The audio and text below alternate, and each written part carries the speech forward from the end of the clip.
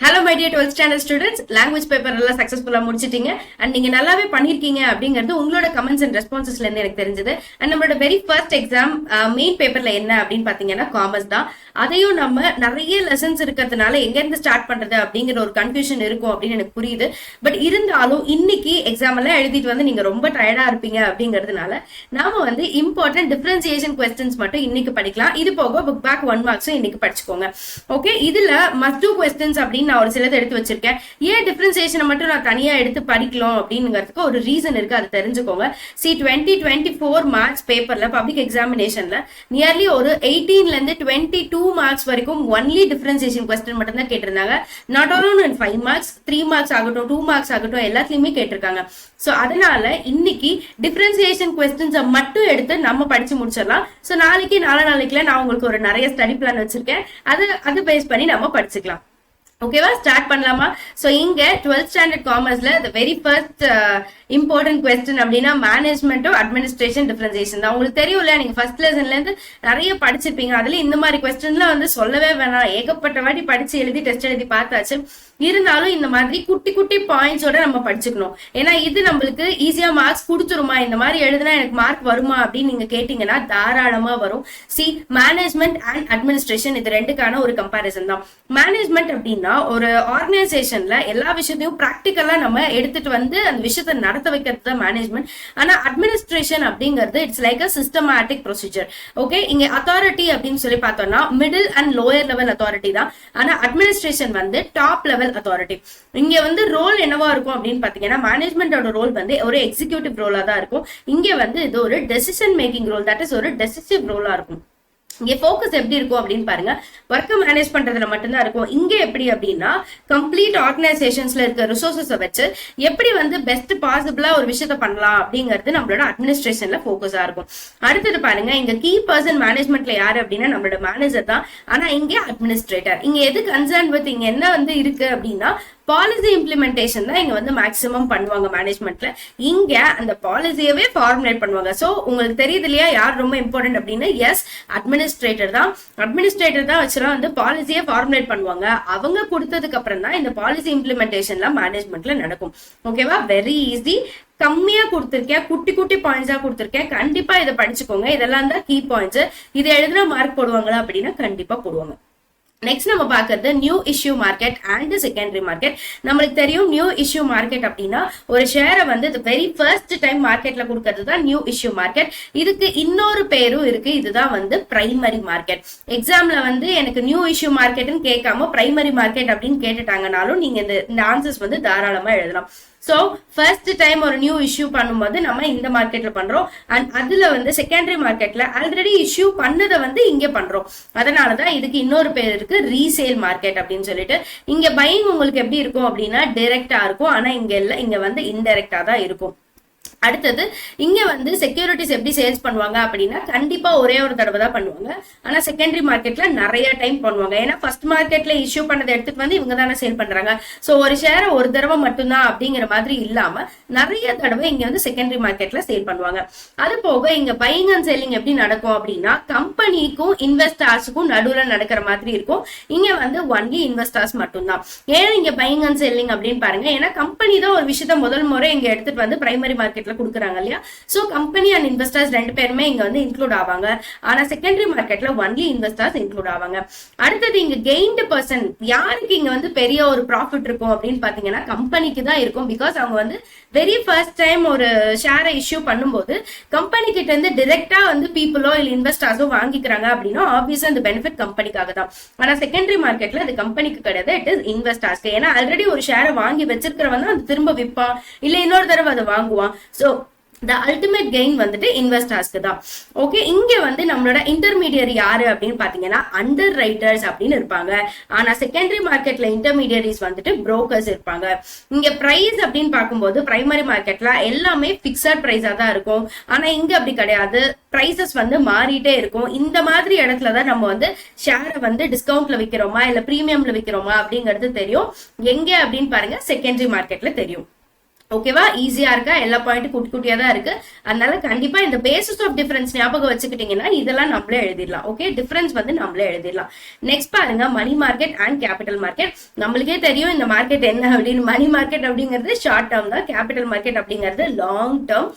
இங்க வந்து இந்த பீரியட் எப்படி நீங்க ஞாபகம் வச்சுக்கோங்க, it is less than 1 year. ஆனா இங்க வந்து 1 yearக்கும் மேல அப்படின்னு ஞாபகம் வச்சுக்கோங்க. கேபிட்டல் மார்க்கெட்ல இங்க 1 வருஷத்துக்கு கம்மியா இருக்கிறதுனால ரிஸ்க் அப்படிங்கிறது ரொம்ப கம்மி. ஆனா கேபிட்டல் மார்க்கெட்ல அதிக பீரியடுக்கு போடுறதுனால நம்மளுக்கு ரிஸ்க் அப்படிங்கிறது ரொம்ப ஜாஸ்தி. ஓகே, அடுத்தது வந்து பேசிஸ் ஆஃப் டிஃபரன்ஸ்ல லிக்விடிட்டி தான். லிக்விடிட்டி அப்படிங்கிறது வந்து எவ்வளவு ஈஸியா நம்மளால கேஷா மாத்த முடியும், இல்லைன்னா இந்த ஃபார்ம் ஆஃப் கேஷ் அப்படிங்கிறது தான் லிக்விடிட்டி. லிக்விடிட்டி வந்து மணி மார்க்கெட்ல ரொம்ப அதிகம், ஷார்ட் டேர்மா இருக்கிறதுனாலயும் இதுல இது ரொம்ப அதிகம். ஆனா கேபிட்டல் மார்க்கெட்ல ரொம்ப லோ. நம்ம ஈஸியா அன்னைக்கு அந்த ஷேரை வந்து வித்து காசு வாங்கணும் அப்படின்னு நினைக்கிறது வந்து கொஞ்சம் பாசிபிலிட்டிஸ் கம்மி தான் கேபிட்டல் மார்க்கெட்ல. இங்க அண்டர் ரைட்டிங் அப்படிங்கிறது ஒரு பிரைமரியான ஃபங்க்ஷன் கிடையாது எங்க மணி மார்க்கெட்ல. ஆனா கேபிட்டல் மார்க்கெட்ல அண்டர் ரைட்டிங் தான் ஒரு மிகப்பெரிய பிரைமரி ஃபங்க்ஷன். இங்க பிரைஸ் டிஸ்கவரி எப்படி இருக்கு அப்படின்னு பாருங்க. பிரைஸ் டிஸ்கவரி அப்படிங்கிற ஒரு விஷயமே வந்து மணி மார்க்கெட்ல கிடையாது. ஆனா பிரைஸ் டிஸ்கவரி மெக்கானிசம் வந்து கேபிட்டல் மார்க்கெட்ல எக்ஸிஸ்டன்ஸ்ல தான் இருக்கு. ஓகேவா? ஈஸியா தானே இருக்கு பாயிண்ட்ஸ் எல்லாம். நெக்ஸ்ட் பாருங்க, மணி மார்க்கெட்ல இருக்கிற கிளைம்ஸ் எப்படி இருக்கும் அப்படின்னு பாருங்க. பினான்சியல் கிளைம்ஸ் இருக்கும், அசெட்ஸ் இருக்கும், செக்யூரிட்டிஸ் இருக்கும். இந்த மாதிரி விஷயங்கள் எல்லாம் மட்டும்தான் மணி மார்க்கெட்ல டீல் பண்ணுவாங்க. ஆனா கேபிட்டல் மார்க்கெட்ல பாண்ட், ஷேர், இந்த மாதிரி விஷயம் எல்லாம் டீல் பண்ணுவாங்க. ஓகே, கிளைம்ஸை பொறுத்த வரைக்கும் மணி மார்க்கெட்ல ஒரு பினான்சியல் செக்யூரிட்டி இருக்கும், அசெட் இருக்கும், அதை தாண்டி செக்யூரிட்டிஸ் எல்லாமே டீல் பண்ணுவாங்க. ஆனா கேபிட்டல் மார்க்கெட்ல பாண்டு, ஷேரை மட்டும் தான் டீல் பண்ணுவாங்க. ஓகே, ஷேர்னாலே நம்மளுக்கு தெரியும் இல்லையா, லாங் டேர்ம் அப்படின்னு அப்படி ஞாபகம் வச்சுக்கோங்க. இங்க ரெகுலேட்டர் யாரு அப்படின்னு பாருங்க, சென்ட்ரல் பேங்க். இங்க சென்ட்ரல் பேங்க் மட்டும் கிடையாது, அதை தாண்டி செபி மாதிரி ஸ்பெஷல் அத்தாரிட்டியும் இருக்காங்க. All the way central bank ஒரு அத்தாரிட்டி தான் ரெண்டு பேருக்குமே. ஆனா அதை தாண்டி ஒரு ஸ்பெஷல் அத்தாரிட்டி யாரு அப்படின்னு பாருங்க, அது நம்மளோட செபி எங்க கேபிட்டல் மார்க்கெட்ல. ஓகேவா? ஈஸி தானே, படிச்சுக்கோங்க. இதெல்லாம் வந்து மஸ்ட் கொஸ்டின்ஸ். இந்த ஸ்டாக் எக்ஸ்சேஞ்ச், நியூ மார்க்கெட் அதெல்லாம் வந்து மஸ்ட் கொஸ்டின்ஸ். நெக்ஸ்ட் பாருங்க, ஸ்டாக் எக்ஸ்சேஞ்சுக்கும் கமாடிட்டி எக்ஸ்சேஞ்சுக்கும் வந்து டிஃபரன்ஸ் பார்க்க போறோம். ஸ்டாக் எக்ஸ்சேஞ்ச்னா நம்ம ரெகுலரா நம்ம யூஸ் பண்றது. பட் கமாடிட்டி எக்ஸ்சேஞ்ச்னா என்னடா அப்படின்னு பாத்தீங்கன்னா, நம்ம இந்த ஹெட்ஜிங் ஆஃப் செக்யூரிட்டிஸ் அப்படின்னு சொல்லுவாங்க இல்லையா, அதாவது ரிஸ்க் கம்மி பண்றதுக்காக அந்த விஷயம் வந்து ஃப்ளோட்டிங்லயே இருக்கும். நம்மளோட மார்க்கெட் வந்து ஃப்ளோட்டிங்லயே இருக்கும். அதுதான் வந்து கமாடிட்டி எக்ஸ்சேஞ்ச். ஸோ எங்க மேஜர் ஃபங்க்ஷன் என்ன அப்படின்னு பாத்தீங்கன்னா, ஈஸி மார்க்கெட்டபிலிட்டி. அதாவது எல்லாருக்கும் ஈஸியா இருக்கணும், அந்த ஸ்டாக் எக்ஸ்சேஞ்ச்ல டீல் பண்ற விஷயம் எல்லாருக்கும் ஈஸியா இருக்கணும் அப்படிங்கிறது தான். அந்த பர்பஸ்க்காக தான் ஸ்டாக் எக்ஸ்சேஞ்ச் வந்து கிரியேட் ஆச்சு. ஆனா கமாடிட்டி எக்ஸ்சேஞ்ச் அப்படி கிடையாது. ஹெட்ஜிங் அப்படின்னு ஒரு விஷயம் நடக்கிறதுக்காக, ஹெட்ஜிங் அப்படின்னா நான் சொன்ன ரிஸ்க் வந்து கம்மி பண்றதுக்காக நடக்கிறது தான் ஹெட்ஜிங். இது வந்து ஒரு டைப் ஆஃப் ஸ்ட்ராட்டஜி மாதிரி. Okay, offering hedging or price insurance services. இந்த மாதிரி ஒன்னு வந்து ஹெட்ஜிங் சர்வீஸ் கொடுக்கும், இல்லைன்னா பிரைஸ் இன்சூரன்ஸ் சர்வீஸ் கொடுக்கும். And liquidity to securities. நம்ம அந்த செக்யூரிட்டியை கேஷா மாத்தணும் அப்படின்னு நினைச்சா அதையும் நம்ம கமாடிட்டி எக்ஸ்சேஞ்சில் பண்ணிக்கலாம். அடுத்தது இங்க மேஜர் அப்ஜெக்ட் என்ன அப்படின்னு சொல்லி பாத்தீங்கன்னா, facilitating capital formation, right? Capital formation, making best use of capital resources. அந்த கேபிட்டல் ஃபார்மேஷனை கிரியேட் பண்றது மட்டும் இல்லாம நம்மளோட கேபிட்டல் ரிசோர்சஸையும் பெஸ்டா யூஸ் பண்றதுக்காக தான் இந்த மார்க்கெட் ஸ்டாக் எக்ஸ்சேஞ்ச் வந்து கிரியேட் ஆயிருக்கு. ஆனா கமாடிட்டி எக்ஸ்சேஞ்ச் அப்படின்னு சொல்லி பாத்தீங்கன்னா, இங்க facilitating goods flow through risk reduction. Okay, நான் ஆல்ரெடி சொன்ன மாதிரி ஹெட்ஜிங் அப்படின்னா ரிஸ்க் ரிடக்ஷன். சோ இங்க ரிஸ்க் ரிடக்ஷன் வச்சு என்ன பண்றாங்கன்னு பாருங்க, facilitating goods. Okay, facilitating goods. ஓகேவா? கூட்ஸ் ஃப்ளோ வந்து நல்லா இருக்கணும் அப்படிங்கிறதுக்காக அந்த ரிஸ்க் ரிடக்ஷனை யூஸ் பண்ணிக்கிறாங்க. இங்க பார்ட்டிசிபேட் பண்றவங்க யாரா இருப்பாங்க அப்படின்னா, நம்ம ஸ்டாக் எக்ஸ்சேஞ்ச்ல நம்ம மாதிரி இண்டிவிஜுவல்ஸ் இருப்பாங்க, இல்ல வந்து இன்வெஸ்டர்ஸ் இருப்பாங்க, இவங்க எல்லாருமே பண்ணுவாங்க. ஆனா கமாடிட்டி எக்ஸ்சேஞ்ச் பொறுத்த வரைக்கும் அங்க ப்ரொடியூசர்ஸ், டீலர்ஸ், ட்ரேடர்ஸ் அண்ட் ஸ்பெகுலேட்டர்ஸ்ல ஒரு கைண்ட் வந்து இங்க வந்து இருப்பாங்க, பார்ட்டிசிபென்டா இருப்பாங்க. ஏன்னா அந்த இடம் என்னது, ரிஸ்க் ரெடியூசிங் இடம் இல்லையா. அதனால இங்க நார்மலா டீல் பண்ற மக்கள் மட்டும் இல்லாம ப்ரொடியூசர்ஸ், டீலர்ஸ், ட்ரேடர்ஸ் இவங்க எல்லாருமே இருப்பாங்க. ஓகேவா? அடுத்தது கார்னரிங் அப்படின்னா, ஒரு செல்லர் வந்துட்டு அக்ரீடு செக்யூரிட்டிஸை கண்டிப்பா அது டெலிவரி பண்ணியே ஆகணும் அப்படிங்கிறதுனால கார்னர் பண்றது ரொம்ப ஈஸி. கார்னரிங் அப்படிங்கிறது ரொம்ப ஈஸி. ஆனா இங்க வந்து செல்லர்ஸ்க்கு அது கண்டிப்பா டிஃபிகல்ட்டா இருக்கும். பிகாஸ் செல்லருக்கு அந்த டெலிவரி பண்றதும் அதர் டெலிவரபிள் கூட்ஸ் இது எல்லாமே வந்து டிஃபிகல்ட்டா இருக்கிறதுனால கார்னரிங் அப்படிங்கிறது இங்க ரொம்ப டிஃபிகல்ட்டா இருக்கும். என்னடா கார்னரிங்னு பேசுறோமே, ஆனா கார்னரிங்னா என்னன்னே தெரியலையா? கார்னரிங் அப்படின்னா ஆர்டிபிஷியலா ஒரு டிமாண்ட கிரியேட் பண்றது. சரியா? இப்ப ஆக்சுவலா வந்து 1000 ஸ்டாக் அவைலபிளா இருக்கு, ஷேர் அவைலபிளா இருக்குன்னு வச்சுக்கோங்களேன். அது வந்து இங்க இருக்கிற எல்லா பீப்புளுக்கும் ஓபன் தான், அவங்க வாங்கிக்கலாம். ஆனா கார்னரிங் அப்படின்னா ஒரே ஒரு ஆளு அது எல்லாத்தையும் வாங்கிட்டு அந்த இடத்துல ஆர்டிபிஷியலா ஒரு டிமாண்ட கிரியேட் பண்றாங்க இல்லையா, அந்த ப்ராசஸ்க்கு பேர் தான் கார்னரிங். சோ இங்க ஸ்டாக் எக்ஸ்சேஞ்ச்ல அது ஈஸியா நடந்துரும், ஆனா இந்த இடத்துல அது ஈஸியா நடக்காது. சரியா? ஓகே. பிரைஸ் கொட்டேஷன் இங்க ஃபார்வர்ட் டீலிங்ஸ் இருக்கிறதுனால ஒரே ஒரு கொட்டேஷன் மட்டும் தான் பண்ண முடியும். ஆனா இங்க ஒரு ஃபார்வர்ட் டீலிங் மட்டும் இல்ல, ஃபியூச்சர் டீலிங்ஸ் நிறைய நடக்கும். சோ தட் வந்து மல்டிபிள் கொட்டேஷன்ஸ் நம்மளுக்கு அவைலபிளா இருக்கும் கமாடிட்டி எக்ஸ்சேஞ்ச்ல. சரியா? இது வந்து இவ்வளவு நாள் புரியாம இருந்தது, அதனால நீங்க படிக்காம இருந்தீங்க அப்படின்னா ப்ளீஸ் இனிமே படிக்காம இருக்காதீங்க. இதுவும் one of the important question தான், படிச்சுக்கோங்க. And now recruitment and selection. Recruitment and selection அப்படின்னா என்னடா ரெண்டு வார்த்தையும் ஒரே மாதிரி இருக்கே அப்படின்னு நினைக்கிறீங்களா? அது இல்ல. ரெக்ரூட்மெண்ட் அப்படின்னு வரும்போது ஒரு வேலைக்கு இப்ப நான் வந்து நியூஸ் பேப்பர்ல ஆட் கொடுத்து okay I am inviting applicants அப்படின்னு போடுறேன் அப்படின்னா that is called recruitment. So எனக்கு என்ன பண்ணுவாங்க, 100 பேர் கிட்ட அப்ளிகேஷன்ஸ் போடுவாங்க. ஆனா செலெக்ஷன் அப்படின்னா அப்ளிகன்ஸ் எனக்கு வந்திருக்காங்க இல்லையா ஒரு 100 பேரு, அந்த 100 பேர்ல இருந்து நான் எந்த 2 பேரை பிக் பண்றேன் அப்படிங்கிறது தான் செலெக்ஷன். ஓகேவா? இப்ப டிஃபரன்ஸ் புரியுதா? வேர்ட்ஸ் ஒரே மாதிரி தான் இருக்கும், ஆனா அந்த ஃபர்ஸ்ட் விஷயத்திலே சொல்றாங்க பாருங்க, ரெக்ரூட்மெண்ட் அப்படிங்கிறது ஒரு பாசிட்டிவான விஷயம், செலெக்ஷன் அப்படிங்கிறது ஒரு நெகட்டிவான விஷயம். ஏன் நெகட்டிவான விஷயம் அப்படின்னா, ஏன்னா நான் 100 பேர்ல இருந்து 2 பேரை மட்டும் தான் செலக்ட் பண்றேன். சோ அதனால அது நெகட்டிவான விஷயம். சீக்வன்ஸ் எப்படி இருக்கும்னு பாருங்க. ரெக்ரூட்மெண்ட் தான் ஃபர்ஸ்ட் நடக்கும். நான் முதல்ல போய் நியூஸ் பேப்பர்ல தான் ஆட் கொடுப்பேன் அப்படிங்கிறதுனால ஃபர்ஸ்ட் இதுதான் நடக்கும். செகண்ட் தான் செலெக்ஷன் நடக்கும். அதுல இருந்து வர 100 அப்ளிகன்ஸ்ல இருந்து நான் வந்து அடுத்தது செலக்ட் பண்ணுவேன் இல்லையா, அதனால செலெக்ஷன் வந்து 2வது வரும். 3வது இது ஒரு எக்கானமிக்கல் மெத்தட், ஆனா இது ஒரு எக்ஸ்பென்சிவ் மெத்தட். ஏன் எக்ஸ்பென்சிவ் மெத்தட் அப்படின்னு பாருங்க, ஒரு ஆளை ஜஸ்ட் லைக் தட் நான் அப்படியே வந்து செலக்ட் பண்ணிட முடியாது, அதுக்காக நான் நிறைய ப்ராசஸ் பண்ண வேண்டியதா இருக்கும். அதனால இது வந்து எக்ஸ்பென்சிவ் மெத்தட். அடுத்தது இதோட ப்ராசஸ் வந்து ரொம்ப சிம்பிள். ஒன்னே ஒரு இப்பெல்லாம் நிறைய ஆன்லைன் அப்ளிகேஷன்ஸ் இருக்கு, நாக்ரி மாதிரி இண்டீட் மாதிரி ஏதாவது ஒரு அப்ளிகேஷன்ல போய் நான் ஒரு ஆடை போட்டு விட்டுட்டேன்னா போதும். ஆனா இங்க அப்படி கிடையாது.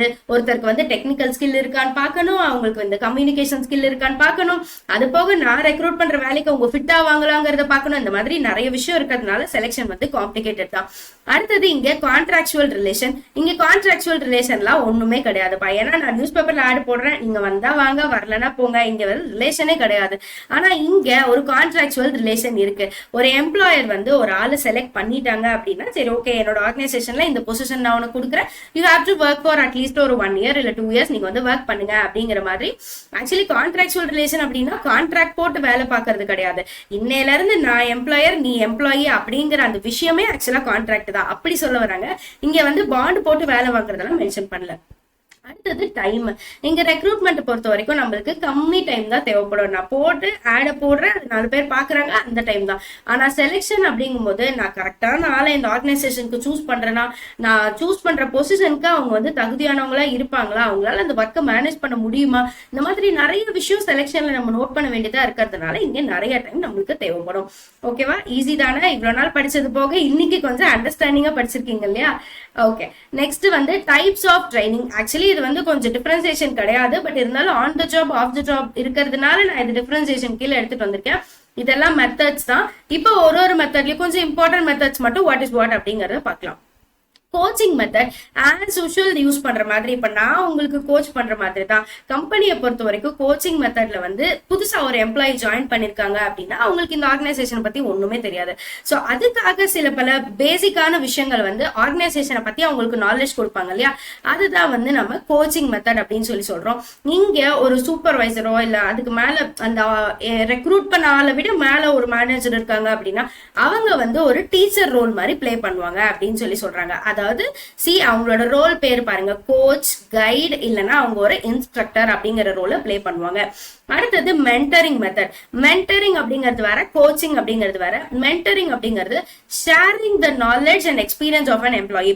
நான் இங்க ஒர்க் பண்றேன், இந்த மாதிரி நான் 2 இயர்ஸா ஒர்க் பண்றேன், என்னோட வேலை இதுதான், என்னால இவ்வளவுதான் வேலை பண்ண முடியும், என்னோட டார்கெட்ஸ் இப்படி இருக்கும், இந்த மாதிரி எல்லா விஷயத்தையும் ஆஸ் அன் எம்ப்ளாயியா வந்து ஷேர் பண்றது மென்டரிங்.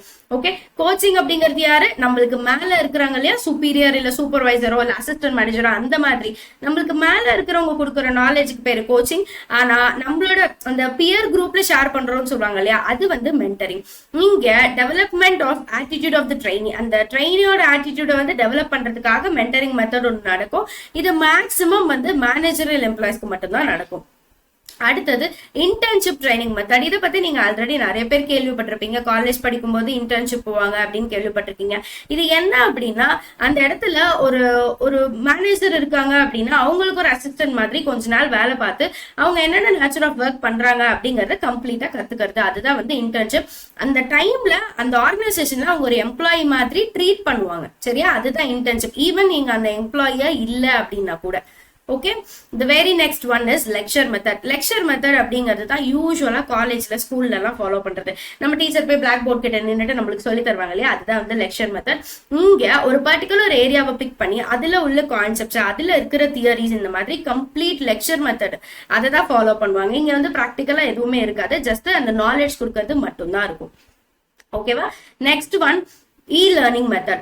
இ-லேர்னிங் மெத்தட் அப்படின்னா இதெல்லாம் பழைய காலத்துல இல்ல, இதெல்லாம் இப்பதான் வந்திருக்கு. இ-லேர்னிங் மெத்தட் அப்படிங்கிறது வந்து ஒரு ட்ரெடிஷனல் கிளாஸ் ரூமையோ இல்ல ஆஃபீஸையோ எப்படி ஆக்சஸ் பண்ணோம் அப்படிங்கறத டெக்னிக்கலா சொல்லி தருவாங்க, அதுதான் இ-லேர்னிங் மெத்தட். ஓகேவா, the next one is job rotation method. இங்க job rotation அப்படின்னா அந்த ஆல்ரெடி ஒர்க்குக்கு செலக்ட் ஆயிருக்காங்க இல்லையா, அந்த எம்ப்ளாயி பீரியாடிக்கலா ஒரு பிளேஸ்ல இருந்து இன்னொரு பிளேஸ்க்கு போயிட்டு, அதாவது அதே ஆர்கனைசேஷனுக்கு சம்பந்தப்பட்ட இன்னொரு இடத்துக்கு போயிட்டு இங்க நீங்க எப்படி ஒர்க் பண்றீங்க அப்படிங்கறது ஒரு பீரியட் ஆஃப் டைம் வந்து செக் பண்ணுவாங்க. இல்லனா அந்த இடத்துல இருக்கிற சம் டிஃபிகல்ட் ஒர்க் இல்ல டிஃப்ரெண்ட் கைண்ட் ஆஃப் ஒர்க் வந்துட்டு அவங்களுக்கு அசைன் பண்ணி ட்ரைனிங் மாதிரி கொடுப்பாங்க. இது வந்து ஜாப் ரொட்டேஷன் மெத்தட். அடுத்தது ரோல் பிளே மெத்தட். நம்ம சின்ன வயசுல இருந்து நம்மளுக்கு தெரிஞ்ச ரோல் பிளே தான். இங்க ஒரு சில கன்சர்ன் சிச்சுவேஷன்ல அவங்களுக்கு கொடுக்கப்பட்ட ரோல் அவங்க பிளே பண்ணி, மேக்சிமம் இது எப்படி இருக்கும்னா அந்த இடத்துல ஒரு மேனேஜரல் டெசிஷன் எடுக்கிற மாதிரியோ இல்ல நீங்க இந்த இடத்துல இருந்தா என்ன பண்ணுவீங்க அப்படிங்கிற மாதிரி ஒரு ப்ராக்டிக்கல் நாலேஜ் கொடுக்குற மாதிரி தான் இருக்கும்.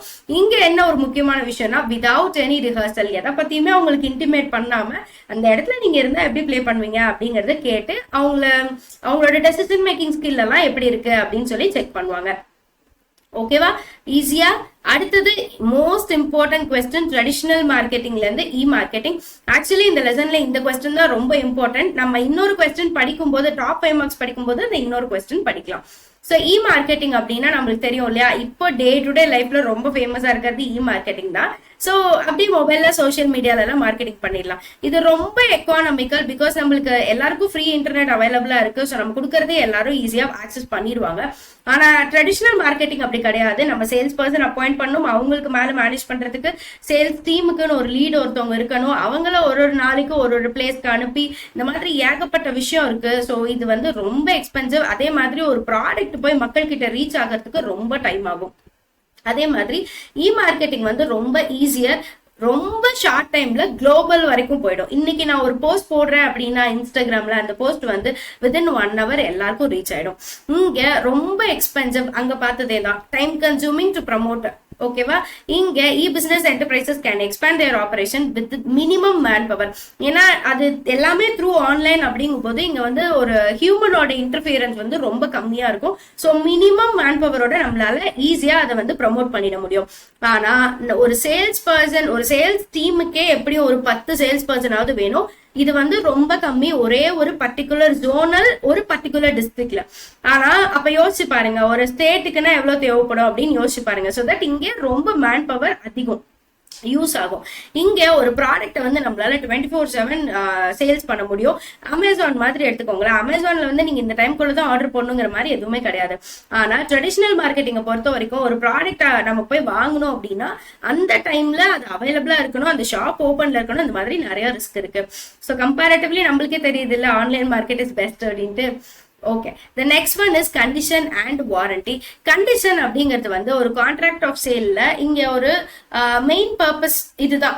the stipulation which is essential to the main purpose of the contract of sale. இதுதான் அப்படிங்கிறது அந்த கண்டிஷன். அது ஒரு கான்ட்ராக்ட் ஆஃப் சேலுக்கு வந்து ரொம்ப ரொம்ப இம்பார்ட்டன்ட். ஆனா வாரண்டி அப்படிங்கிறது நம்மளுக்கு தெரியும், இது ஒரு கொலாட்ரல் செக்யூரிட்டி மாதிரி. என்னோட ப்ராடக்ட், நீங்க இந்த ப்ராடக்ட்டை வாங்கிட்டீங்க அப்படின்னா உங்களுக்கு இவ்வளவு நாள் வாரண்டி தருவேன் அப்படிங்கிற மாதிரி நம்ம பேசுவோம் இல்லையா, அதுதான் வந்து வாரண்டி. ஸோ இது வந்து மெயின் பர்பஸ்க்கு ஒரு கொலாட்ரல் செக்யூரிட்டி மாதிரி.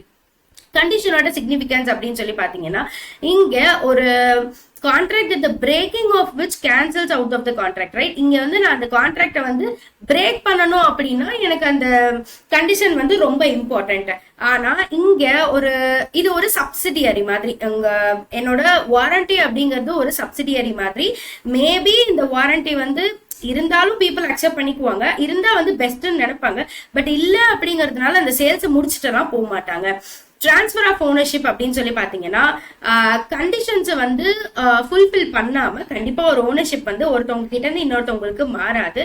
ஆனா வாரண்டியை வந்து ஃபுல்ஃபில் பண்ணாம தாராளமா ஓனர்ஷிப் வந்து ஒருத்தவங்க கிட்ட இருந்து இன்னொருத்தவங்களுக்கு மாறிடும்.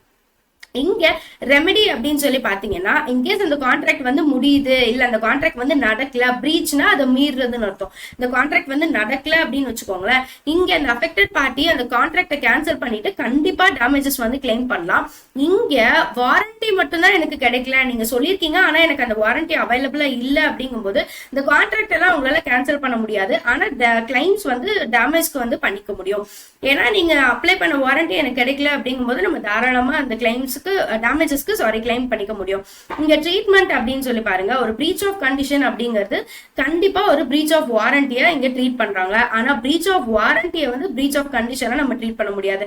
சே ஃபார் எக்ஸாம்பிள், ஒரு கண்டிஷன் எனக்கு கிடைக்கல அப்படிங்கும்போது நீங்க அந்த கான்ட்ராக்ட், அதாவது சேல் கான்ட்ராக்ட் வந்து முடிச்சுட்டு போயிடுறீங்க இல்லையா, ஆனா எனக்கு அந்த வாரண்டி மட்டும் தான் கிடைக்கல அப்படிங்கும்போது நீங்க அதை வந்து முடிச்சுட்டுலாம் போக முடியாது இல்லையா. எனக்கு அந்த கிளைம் டேமேஜ் வேணும், நான் இவ்வளவு வாரண்டி பண்ண எனக்கு அந்த வாரண்டி கிடைக்கல, சோ எனக்கு அந்த டேமேஜோடு கொடுங்க அப்படின்னு நம்ம கேட்டு வாங்கிக்க முடியும். ஓகேவா? நெக்ஸ்ட் கொஸ்டின் அப்படிங்கிறது வந்து நெகோஷியபிலிட்டி அண்ட் அசைனபிலிட்டி. இங்க டிரான்ஸ்பர் நோட்டீஸ் கொடுக்கும் போது நம்மளுக்கு நெகோஷியபிலிட்டி வந்து தேவை கிடையாது. ஆனா அசைனபிலிட்டியில கண்டிப்பா அசைனி வந்து அவங்களோட டெட்டாரா இருந்திருக்கணும். ஸோ நம்மளுக்கு தெரியும் நெகோஷியபிலிட்டி அப்படிங்கிறது வந்து நம்மளோட செக், இந்த ப்ராமிசரி நோட், இந்த மாதிரி நெகோஷியபிள் இன்ஸ்ட்ருமெண்ட்ஸ் இருக்கு இல்லையா, அதுக்கான அப்ளிகபிலிட்டி. அண்ட் அசைனபிலிட்டி அப்படின்னா மேபி இது வரைக்கும் உங்களுக்கு எந்த ஐடியாவும் இல்லை அப்படின்னா நான் சொல்றதை புரிஞ்சுக்கோங்க. நம்ம ஒரு கான்ட்ராக்ட்ல என்டர் ஆகிறோம், அதாவது ஈஸியா புரிஞ்சுக்கோங்க. ஒரு வண்டி வாங்குற கான்ட்ராக்ட். இப்ப நான் ஒரு கம்பெனி, என்கிட்ட வந்து ஒருத்தவங்க வண்டி, நான் ஒரு டீலர்னு வச்சுக்கோங்க, என்கிட்ட வந்து ஒருத்தவங்க வண்டி வாங்குறாங்க, நான் அந்த மாடல் எனக்கு பிடிச்சிருக்கு, இவ்வளவு பணம் அப்படின்னு நான் சொன்னதுக்கு அப்புறம் ஓகே அப்படின்னு அக்செப்ட் பண்ணிக்கிறாங்க இல்லையா. இந்த இடத்துல இதுதான் இப்ப கான்ட்ராக்ட், ரைட்? சோ இந்த கான்ட்ராக்டுக்கு அவங்க பணம் கொடுத்ததுக்கு அப்புறம் நான் அந்த கூட்ஸ் டெலிவரி பண்ணுவேன் அப்படிங்கிறது தான் கான்ட்ராக்ட். சோ இந்த அசைனபிலிட்டிக்கு இங்க என்ன சம்பந்தம் அப்படின்னு பாத்தீங்கன்னா, மேபி இன்னைக்கு வந்து ஒரு ரமேஷ்னு ஒரு பையன் வரான், ஆனா நாளைக்கு அவன் என்கிட்ட என்ன சொல்றான் போன் பண்ணி அப்படின்னா, சரி நான் வந்து வேலைக்கு போறேன், எங்க அப்பா வருவாரு, அவர்கிட்ட நான் பணத்தை கொடுத்து அனுப்புறேன், நீங்க அந்த வண்டி எனக்கு டெலிவரி பண்ணி கொடுத்துருங்க, அவரோட நம்பர் இதுதான் சொல்லிட்டு ஒரு நம்பரை தரான். சரி ஓகே, ஆஸ் எ கம்பெனி நான் என்ன சொல்றேன், சரி அவங்களே நம்பர் கொடுக்குறாங்க, நம்மளுக்கு என்ன, வாட் ஐ நீட் இஸ் எனக்கு அந்த பணம் வந்துட்டா போதும், நான் அந்த வண்டியை வந்து அவங்களுக்கு டெலிவரி பண்ணிடுவேன். கரெக்டா? இது ஒரு கான்ட்ராக்டா? இந்த இடத்துல அந்த பையன் அவங்க அப்பாவுக்கு ஒரு ஓனர்ஷிப் டிரான்ஸ்பர் பண்றான் இல்லையா, அந்த ஓனர்ஷிப் டிரான்ஸ்பரபிலிட்டி, அந்த கேஸை தான் நம்ம வந்து அசைனபிலிட்டி அப்படின்னு சொல்லி சொல்றோம். He has a right to assign somebody to perform the contract instead of himself. Okay, அவன் பண்ண வேண்டியது ஆனா அவங்க அப்பாக்கு வந்து அவன் அசைன் பண்றான் இல்லையா, இதுதான் அசைனபிலிட்டி அப்படின்னு சொல்லி அர்த்தம். So must be served by the assignee on his debtor. கரெக்டா? அப்ப அவன் வந்து அவங்க அப்பாக்கு சொல்லியிருக்கணும். அதுதான் இந்த இடத்துல நீங்க வந்து இந்த கான்ட்ராக்ட்னா ஒரு சிம்பிள் கான்ட்ராக்டா யோசிச்சுக்கோங்க, பெரிய பெரிய கான்ட்ராக்டா யோசிக்காதீங்க, கண்டிப்பா புரியாது. சோ டிரான்ஸ்பர் நோட்டீஸ் வந்து நெகோஷியபிலிட்டி, அதாவது ஒரு செக்குக்கோ இல்ல வந்து நெகோஷியபிள் இன்ஸ்ட்ருமெண்ட்ஸ் எதுக்குமே தேவை கிடையாது. ஆனா அசைனபிலிட்டின்னு வரும்போது கண்டிப்பா அந்த டெட்டார் வந்து அது ஆமா அவங்கதான் எனக்கான அசைனர், நான் உங்களை அசைன் பண்றேன் அப்படிங்கிற மாதிரி சொல்லியிருக்கணும். அடுத்தது டைட்டில் அப்படின்னு சொல்லி பாத்தீங்கன்னா, the transferee gets the right of holder in due course. இந்த மாதிரி ஏதாவது ஒரு சேஞ்சிங் நடக்கும்போது, ஓனர்ஷிப் சேஞ்சிங் நடக்கும்போது டிரான்ஸ்பரிக்கு வந்து அந்த ரைட்ஸ் வந்து கிடைக்கும். ஆனா அசைனியோட டைட்டில் வந்து அசைனர், லைக் இப்போ ஒரு டைட்டில் அவங்க வந்து எனக்கு பதிலே இவங்க அனுப்புறேன் அப்படின்னு சொல்றதுதான், அதை தாண்டி அங்க டைட்டில் டிரான்ஸ்பர் ஓனர்ஷிப் எல்லாம் எதுவுமே கிடையாது. கன்சிடரேஷன் அப்படின்னு சொல்லி பார்த்தோம்னா இங்க வந்து இது ப்ரூவ் ஆயிடும், அசைனபிலிட்டில இது ப்ரூவ்டு தான். ஆனா இங்க வந்து இது ஜஸ்ட் ஒரு பிரிசியூம்டு மாதிரி தான். ஓகேவா? இங்க இது ப்ரூவ் ஆயிடும், இங்க இது வந்து பிரிசியூம்ட் ஆயிடும். ஓகே, ஈஸியா அசைனபிலிட்டி அண்ட் இது நெகோசியபிலிட்டி அப்படிங்கிறது காம்ப்ளெக்ஸான டாபிக்கா இருந்தாலும் இந்த ஈஸியான எக்ஸாம்பிள் ஞாபகம் வச்சுக்கோங்க. ஒரு வண்டி வாங்குற ஈஸியான எக்ஸாம்பிள் ஞாபகம் வச்சுக்கோங்க. ஓனர்ஷிப் டிரான்ஸ்பர் அப்படிங்கிறது தான் அங்க மெயினான விஷயம். சரியா?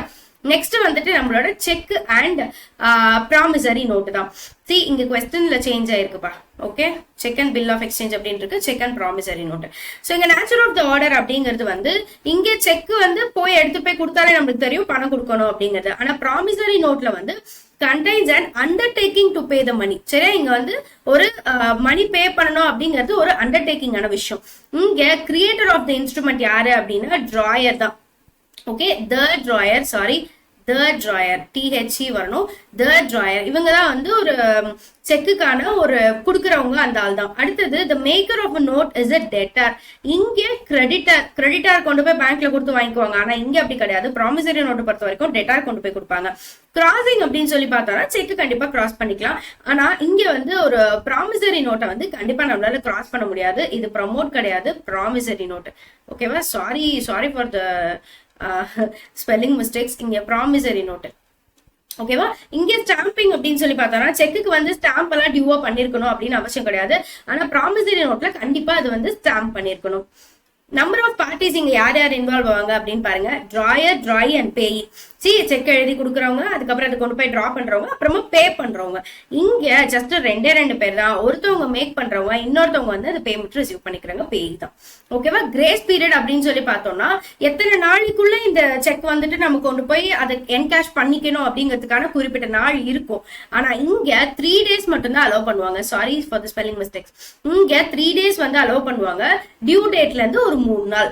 இங்க வந்து இந்த டேஸ் நம்மளே பிக்ஸ் பண்ணிக்கலாம் செக்ல. சரியா? அடுத்தது ஆண்டர்பிரினர் அண்ட் மேனேஜருக்கு வந்துட்டோம். ஆண்டர்பிரினர் அப்படின்னா ஒரு பிசினஸ், ஒரு சோல் ட்ரேடர் மாதிரி ஒரு பிசினஸ் எடுத்து நடத்திட்டு இருக்கிறவங்க அப்படிங்கிறவங்க ஆண்டர்பிரினர். ஆண்டர்பிரினர் பெரிய லெவல்ல பிசினஸ் பண்ணணும்னு கிடையாது. ஒரு மெஹந்தி ஆர்டிஸ்ட் ஒரு ஆண்டர்பிரினர் தான். ஒரு ஐஸ்கிரீம் கடை வச்சிருக்கிறவங்க ஒரு ஆண்டர்பிரினர் தான். ஒரு இட்லி கடை வச்சிருக்கிறவங்க ஒரு ஆண்டர்பிரினர் தான். சரியா? மேனேஜர் அப்படிங்கிறவங்க அந்த பிசினஸ்ல ஒரு பொசிஷன்ல இருக்கிறவங்க, ஒரு கம்பெனில ஒரு பொசிஷன்ல மேனேஜ் பண்றவங்க தான் மேனேஜர். அவங்களுக்கும் அந்த ஆர்கனைசேஷனோட ஓனர்ஷிப்புக்கும் எந்த விதமான சம்பந்தமும் கிடையாது. ஆனா ஆண்டர்பிரினர் மெரிலி அவங்க ஒரு ஓனர் தான். It is to start a venture by setting an entity. Okay, entrepreneur அப்படிங்கிறவங்க அந்த பிசினஸ் ஸ்டார்ட் பண்ணிருப்பாங்க. இங்க அந்த என்டிட்டிக்கு ஒரு சர்வீஸ் பண்றவங்க தான் மேனேஜர். சரியா? இங்க ஸ்டேட்டஸ் அப்படின்னு சொல்லி பார்த்தோம்னா ஆண்டர்பிரினர் நான் சொன்ன மாதிரி அவங்க வந்து ஓனர் ஆஃப் த என்டிட்டி. ஆனா இங்க அவங்க ஒரு salaried எம்ப்ளாயி. ஓனருக்கும் எம்ப்ளாய்க்கும் டிஃபரன்ஸ் இருக்கு. ரிஸ்க் பியரிங் அப்படின்னு சொல்லி பாத்தீங்கன்னா ஆண்டர்பிரினர் வச்சிருக்கிற அந்த ஐஸ்கிரீம் கடையில எந்த லாஸ் வந்தாலும் அவர் தான் பேர் பண்ணணும். கடன் வாங்கி அந்த கடையை நடத்துறதோ இல்ல அந்த கடையை மூடுறதோ அவரோட விஷயம். ஆனா மேனேஜருக்கும் கம்பெனியோட ரிஸ்க்குக்கும் எந்த விதமான சம்பந்தமும் இல்ல. என்ன நடந்தாலும் அவருக்கு சேலரி வந்துடும் as he is a salaried employee. ஓகேவா? ஈஸி தானப்பா. இதுக்கு மேல இதுல ரிஸ்க் ஒன்றும் இல்ல. நெக்ஸ்ட் இதோட பேசிஸ் அப்படின்னு சொல்லி பார்த்தோம்னா ஆண்டர்பிரினர், இன்ட்ராபிரினர். ஓகே, ஆண்டர்பிரினருக்கு வந்து அவர் ஒரு ஃப்ரீ திங்கர். அவரோட பிசினஸ்ல என்ன விதமான சேஞ்சஸ் பண்ணணும், என்ன இன்னோவேஷன்ஸ் எடுத்துட்டு வரணும், இதை எப்படி பண்ணலாம் பண்ணக்கூடாது எல்லாமே அவர் தான் பண்ணுவாங்க. ஆனா இன்ட்ரபிரினர் அப்படி கிடையாது. அவர் ஒரு இண்டிபெண்டா நீங்க பண்ணுங்க அப்படின்னு சொல்லி அவங்கள வந்து அந்த டெசிஷன் மேக்கிங் வந்து ஃபோர்ஸ் பண்ணி தான் அவங்களை திங்க் பண்ண வைக்குது. பட் அவங்களே அப்படி பண்ணுவாங்களா அப்படின்னு கேட்டா கிடையாது. Because he is an employee. Entrepreneur அப்படிங்கிறவங்க ஒரு எம்ப்ளாயி தான். சாரி, இங்க ஸ்பெல்லிங் மிஸ்டேக். ஓகே, இங்க டிபெண்டன்சி அப்படின்னு சொல்லி பார்த்தோம்னா ஆண்டர்பிரினர் வந்து ஒரு இண்டிபெண்டான பர்சன். ஏன்னா அவரோட பிசினஸ், அவரோட டெசிஷன், அவருக்கு கீழே வேலை பார்க்குறவங்க யாரு எல்லாமே அவரை பொறுத்தது. ஆனா இன்ட்ராபிரினர் வந்து ஒரு எம்ப்ளாயி ஆஃப் த ஆர்கனைசேஷன். அதனால அவங்களோட டிபெண்டன்சி அப்படின்னு பார்க்கும்போது கொஞ்சம் அதிகமா தான் இருக்கும். அடுத்தது ரிவார்ட் அப்படின்னு சொல்லி பார்த்தோம்னா இங்க இவருக்கு வந்து ரிஸ்க் பியரிங் அப்படிங்கிறது இதை தாண்டி ப்ராஃபிட்னு ஒண்ணு வரும். அதுதான் அவங்களோட மிகப்பெரிய ரிவார்டு. ஆனா இங்க அப்படி கிடையாது. இன்ட்ராபிரினரை பொறுத்த வரைக்கும் அவர் ஒரு சேலரிட் எம்ப்ளாயி. ஸோ அவரோட டார்கெட் அப்படின்னு சொல்லிட்டு அவர் ஒன்று அச்சீவ் பண்ணிட்டாரு அப்படின்னா அவருக்கு இன்சென்டிவ்ஸ் மாதிரி நிறைய விஷயம் கிடைக்கும். பர்கூசிட்ஸ் கிடைக்கும், இன்சென்டிவ்ஸ் மாதிரி நிறைய விஷயம் கிடைக்கும் அவரோட சர்வீசஸ்க்காக. அண்ட் அடுத்தது இங்க ஆபரேஷன் அப்படின்னு சொல்லி பார்த்தோம்னா என்டர்பிரைஸுக்கு கம்ப்ளீட் அவுட் சைட் ஆபரேஷன் தான் அவர் பண்ணுவாரு. பிகாஸ் அவர் தான் அந்த கம்பெனியை, அந்த பிசினஸை கம்ப்ளீட்டா பாத்துக்கிறாங்க. ஆனா இங்க கம்பெனிக்குள்ளதான் எல்லாமே நடக்குது இல்லையா? அந்த he operates within the enterprise. இங்கே எல்லாமே உள்ளதான் நடக்கும். ஃபண்ட் மொபிலைசேஷன் அப்படின்னு சொல்லி பார்த்தோம்னா he mobilise funds to finance the venture. அங்க வந்து இந்த பிசினஸை கம்ப்ளீட்டா ரன் பண்றதுக்கான ஏல இருந்து இசட் வரைக்கும் எல்லாமே ஆண்டர்பிரினர் தான் பண்ணுவோம். ஸோ அவரு தான் வந்து கம்பெனிக்கான ஃபண்ட்ஸை மொபிலைஸ் பண்றாரு. ஆனா இங்கெல்லாம் அப்படி கிடையாது. இவர் வந்து என்கேஜ் பண்றது கிடையாது. ஃபண்ட் மொபிலைசேஷனை இவர் என்கரேஜ் பண்றது கிடையாது. ஓகே, ஸோ இதை தாண்டி உங்களுக்கு இருக்கிற மோஸ்ட் இம்பார்ட்டன்ட் கொஸ்டின் வந்து ஷேர்ஸ் அண்ட் டிபெஞ்சர்ஸ். அதை நான் உங்களுக்கு மெட்டீரியலையே ஷேர் பண்றேன், ஏன்னா அது கொஞ்சம் ஈஸியான கொஸ்டின் தான். ஸோ அதை மெட்டீரியலையே ஷேர் பண்றேன். அண்ட் இதை தாண்டி டெய்லி நம்ம வந்து லைவ் போக போறோம். அந்த லைவுக்கு வந்து என் கூட படிங்க. அது இல்லாம மீதி டைமை நீங்க எப்படி வந்து ப்ராப்பரா யூட்டிலைஸ் பண்ணணும் அப்படிங்கிறதுக்காக I have made exact study routine. சரியா, ஒரு ஸ்டடி ரொட்டீன் ஒன்று கிரியேட் பண்ணிருக்கு. ஸோ அதையும் வந்து ஃபாலோ பண்ணுங்க. காமர்ஸ் சப்ஜெக்ட் அப்படின்னு வரும்போது நீங்க வந்து ரொம்ப பயந்துக்கு வேணாம். 28 சாப்டர்ஸ் இருக்கு அப்படின்னு ரொம்ப பயந்துக்க வேண்டாம். அதுக்கான ஒரு ப்ராப்பர் ஸ்டடி ரொட்டீனும் இருக்கு. ஸோ தட் இதை ஃபாலோ பண்ணிட்டு இந்த எக்ஸாமை நல்லா ஸ்டார்ட் பண்ணுங்க. ஏன்னா இதுதான் உங்களோட கோர் சப்ஜெக்டுக்கான வெரி ஃபர்ஸ்ட் ஸ்டார்டிங்கா இருக்கு. அதனால ஈஸியா அதை நல்லா ஸ்டார்ட் பண்ணுங்க. லாங்குவேஜஸ்லாம் நல்லா முடிச்ச மாதிரி கண்டிப்பா காமர்ஸும் நல்லா முடிக்க முடியும். ஓகேவா? ஓகே, ஸோ இங்க இருக்கிற டிஃபரன்சியேஷன் கொஸ்டினோட டாக்குமெண்ட் அந்த ஃபைல் வந்துட்டு நான் உங்களுக்கு வீடியோக்கு கீழே பின் பண்றேன். இதை யூஸ் பண்ணிக்கோங்க. எல்லாமே கீ பாயிண்ட்ஸா இருக்கு, அதனால ஈஸியா ஞாபகம் இருக்கும்.